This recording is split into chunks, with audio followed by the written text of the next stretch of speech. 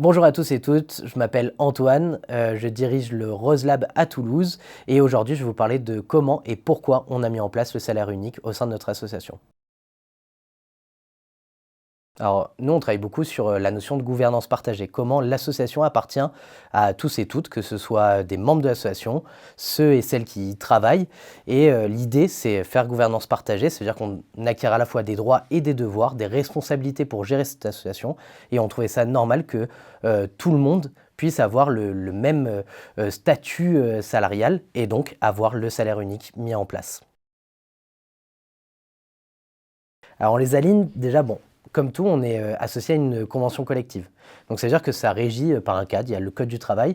Donc déjà, on essaye de réfléchir sur ça. On part sur quoi aussi? Sur le SMIC, qui est notre première base. Et après, on essaye de réfléchir à comment on va grandir tous ensemble. Donc là, on définit un taux horaire commun. Et après, on va y greffer petit à petit différentes notions qui vont permettre soit de faire grandir ce taux horaire ou à l'inverse, de le laisser tel quel. Donc là, actuellement, on est à environ 1 900 € net par mois par salarié et on espère arriver au maximum du maximum, si tout va bien, tout réussit, à 5 000 € net par mois par salarié.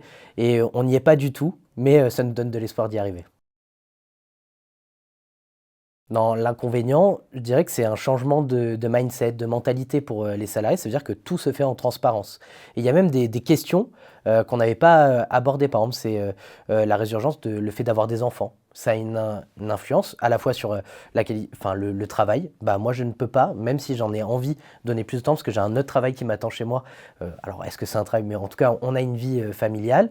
La deuxième, c'est qu'il va y avoir des aides sociales qui vont apparaître, la prime d'activité, la charge mentale aussi qu'il peut avoir. Tout se fait en transparence. Et donc déjà, c'est autre chose, ça veut dire que tout doit être révélé. Pareil, ça veut dire que là, j'ai beaucoup donné, on a bien travaillé, ma partie à moi au sein de l'association a bien fonctionné.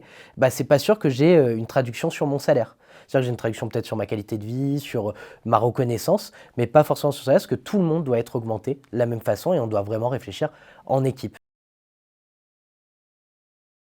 De fait, c'est que toute la structure doit augmenter. Et donc, oui, il y a moins d'augmentation salariale. Par contre, ça fait que tout le monde va augmenter tous ensemble. Et donc, on va partager aussi l'effort d'aller chercher. C'est-à-dire que la charge mentale d'aller chercher des fonds, elle n'est pas que chez le commercial ou la partie de développement, elle est aussi dans l'animation. Et dans tous les cas, on le sait, si on fait mal son animation, on va moins avoir l'élan commercial et inversement. C'est-à-dire que c'est pas parce que j'ai bien réussi mon animation, il faut aussi que la partie commerciale avance. Donc oui, on va moins évoluer, mais pendant qu'on va évoluer, on va tous et toutes évoluer.